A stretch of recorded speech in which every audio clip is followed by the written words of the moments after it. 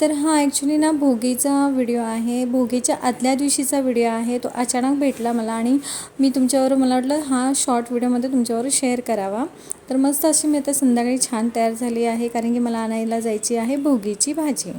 तर मी तर विचार केला होता की छानपैकी मम्मीलासुद्धा घेऊन जाईल, पण तिचं घरात POPचं काम चालू होतं म्हणून काय ती माझ्याबरोबर काय आली नाही.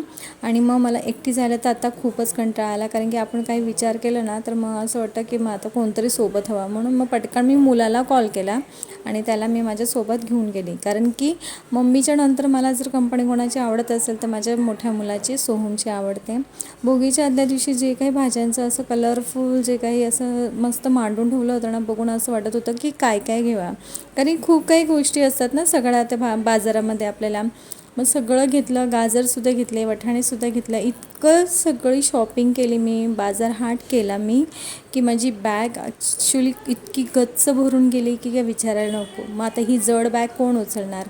तर मग काय माझ्या मुलाने मस्त पुढार पण घेतला आणि ती बॅग उचलली आणि मला म्हणाला दे मम्मा मी घेतो. तर मी बोलले खूप जड आहे पण तो बोलला दे मला, मी बरोबर कॅरी करतो. तर मुलं ही अशी मोठी होतात. त्याच्यानंतर रस्त्यात आम्ही केक घेतला आणि मम्मीकडे पुन्हा आलो, कारण त्याला माझ्या मुलाला तिची POP बघायची होती. त्याच्यानंतर मग घरी आली आणि हा इतका बाजार. आता माझ्याकडे तर वेळ कमी होता, कारण की मला संध्याकाळी आज पाणीपुरीसुद्धा बनवायची होती. म्हणून जी काय भाजी आणली ती अशीच मी फ्रीजमध्ये सध्या अरेंज केली. आता उद्या ती हळूहळू सगळं एक एक काढून मी निवडणार आहे. तर चला, तर तुम्हाला हा व्हिडिओ आवडला असेल तर नक्की लाईक, शेअर आणि सबस्क्राईब करा.